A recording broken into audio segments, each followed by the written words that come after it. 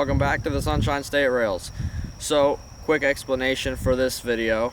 This is a complete compilation of a bunch of new stuff. So, first main purpose of this video was to chase a southbound phosphate train, empty phosphate train K81518. He's coming down from Chicago, so that would come just after dark, but in the very beginning and end of the video, we're documenting something going on right now for a temporary time. So, Q046, daily intermodal from Tampa to Jacksonville, is now being combined with train Q442, manifest from Tampa to Waycross, Georgia. But they've kept Q046's symbol, but they've put the intermodal containers and UPS traffic on the end of 442. And once they get to Jacksonville, they will drop off the intermodal containers and then run to Waycross with the rest of it.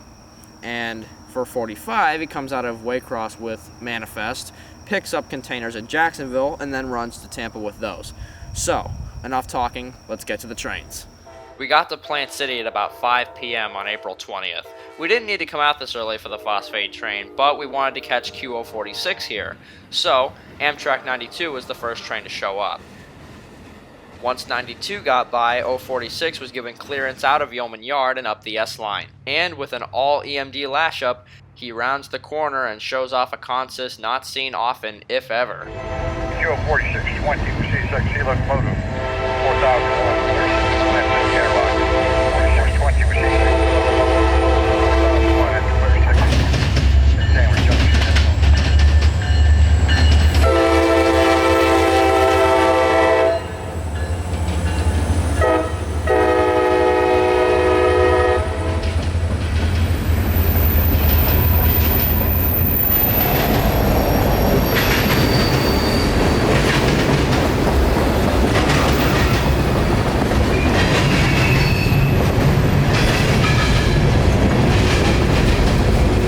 And about 6,000 feet in comes the intermodal cut.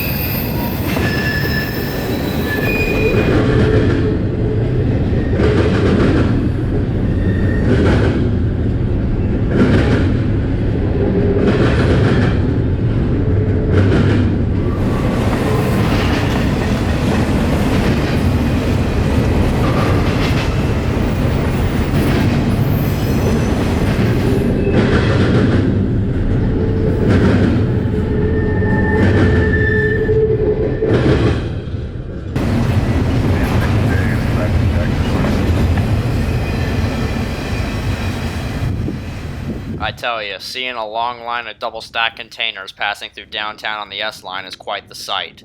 We would see this train one more time as we beat it to Wildwood, Florida. We came up here to wait on the K815 coming south, but 046 made it here first, and the engineer had these EMDs wide open through this old town.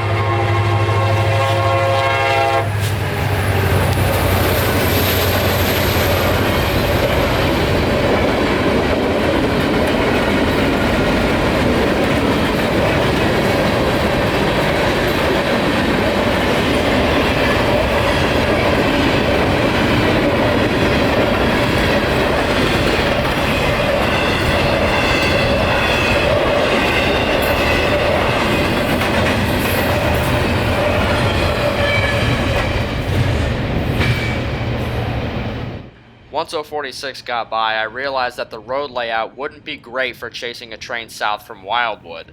So, since 815 was only a number of miles north of us by this point, we moved down south to Lake Panasoffkee just in time for 815. The reason we came out for this train was none other than the fact that he had Canadian Pacific 7023, one of Canadian Pacific's SD70 ACU locomotives, specially painted to honor Canadian and U.S. Air Force veterans.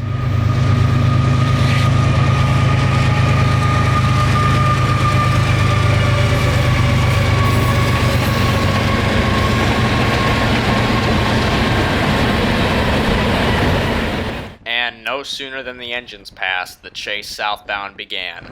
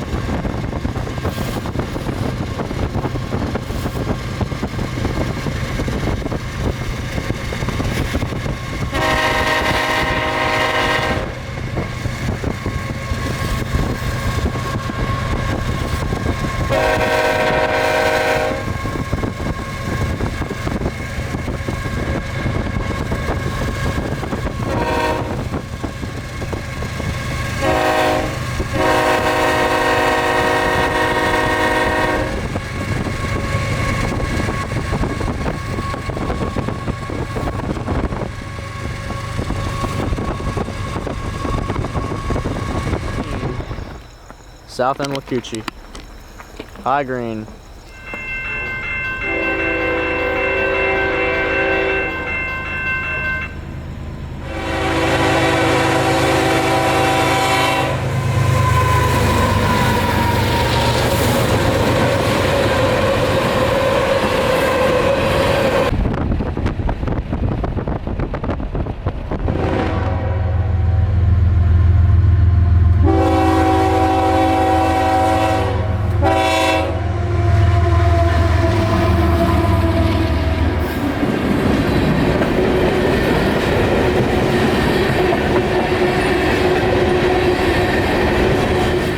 To the south was Q178 coming out of Winter Haven, but we didn't wait on him because 815 wasn't stopping.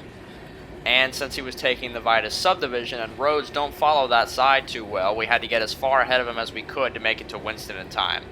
Though the luck of the rails was on our side, Q604 was coming out of Lakeland at the same time, and 815 would have to stop at Lumberton to meet him. So we had plenty of time to make it to Winston with all my friends there. We cranked up the lights, and at 11:11 p.m., K815 made the final curve into Winston.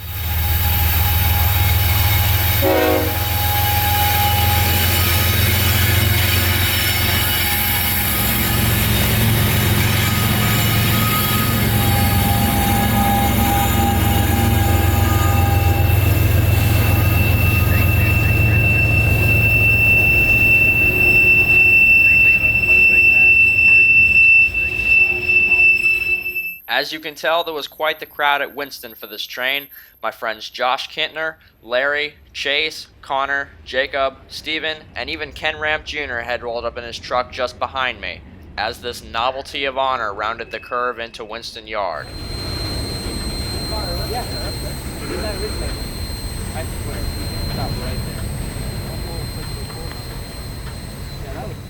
The chase of K815 had ended successfully, but we were still out to catch the combination train Q045, so we would be out in Central Florida until then. So, for some other trains coming south, we moved up to Lakeland Junction. The wait wasn't too long before another train showed up. About 30 minutes behind K815 was another empty phosphate train, K20119, coming south out of East Thomas, Alabama, bound for Mulberry, Florida, with some more foreign power.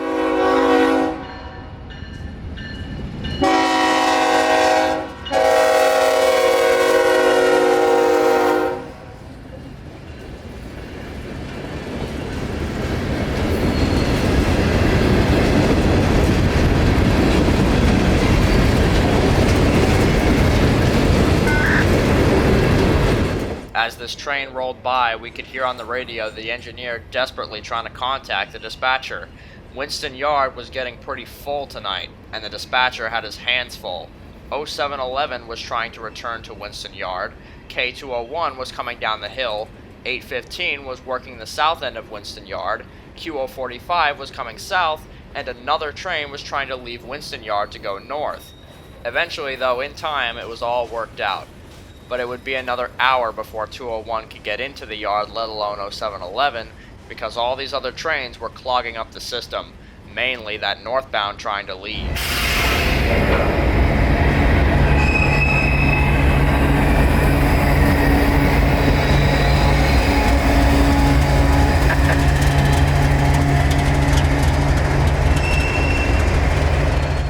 In another half hour, that northbound finally got permission out of Winston Yard. So what would be coming north out of Winston Yard right now? You guessed it, another phosphate train. This one loaded, bound for Bensenville, Illinois. No foreign power on this one, but these three CSX AC-44s had to work their hardest to get this train up the hill. K1419 approaching Lakeland Junction, headed north, CSX 45.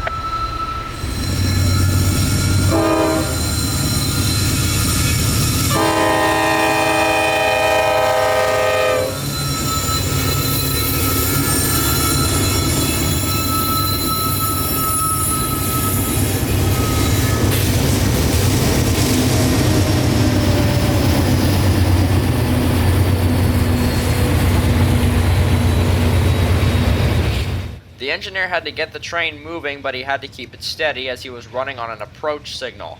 Why? Because Q045 was closing in on Lakeland. He was at Kathleen, and this train would have to meet him about a mile from here at 10th Street. We wanted to catch 045 at Plant City, so after the locomotives of 814 passed, we had to get moving. Because 045, even though he has mixed freight on the bottom now, is still the hottest train through Florida tonight. We made it to Plant City with roughly 8 minutes to spare.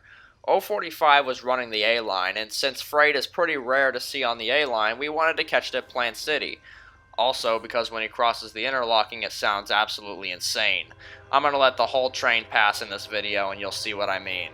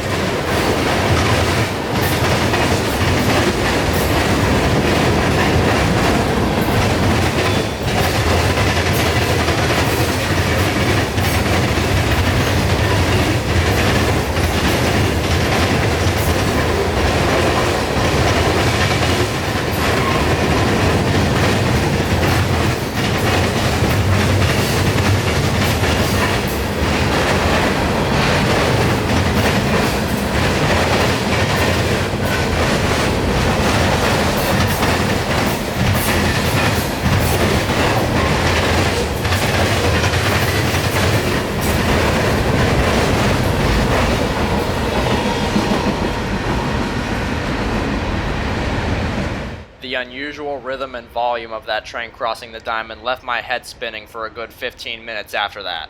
But 045 speeding away would conclude our night out here.